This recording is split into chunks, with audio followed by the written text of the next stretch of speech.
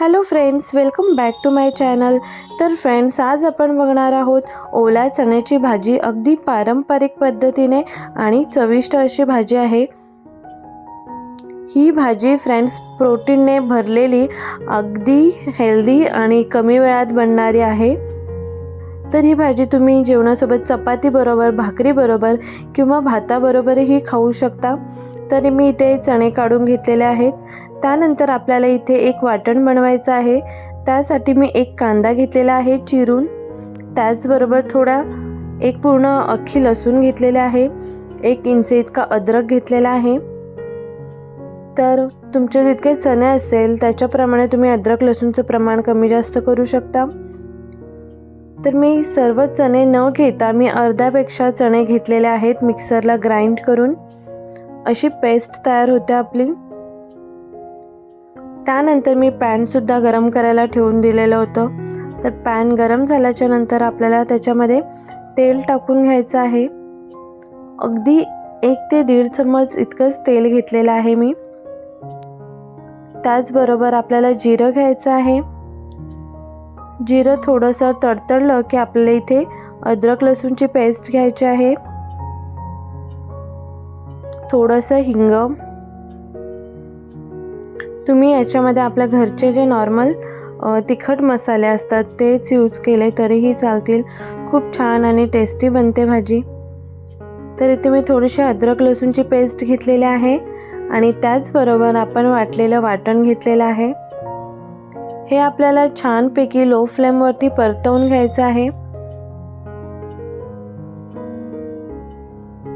थोडंसं तेल सुटेपर्यंत परतवून घ्यायचं आहे आपल्याला वाटण।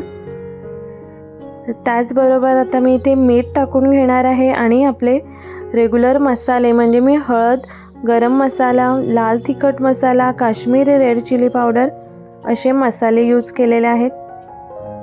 तर आता आपल्याला मिक्स करून घ्यायचं आहे आणि यामध्ये पाणी मिक्स करायचं आहे।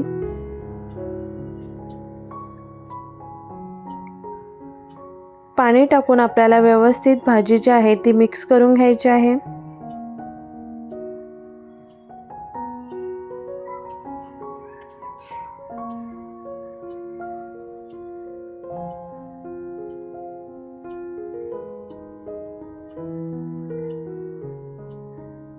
तुम्हाला अगदी ग्रेव्ही पाहिजे असेल तितकं तुम्ही पाणी ॲड करायचं आहे।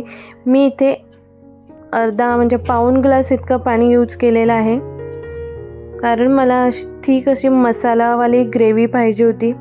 तर त्यासाठी पूर्ण मी पाऊण ग्लास यूज केलेला आहे।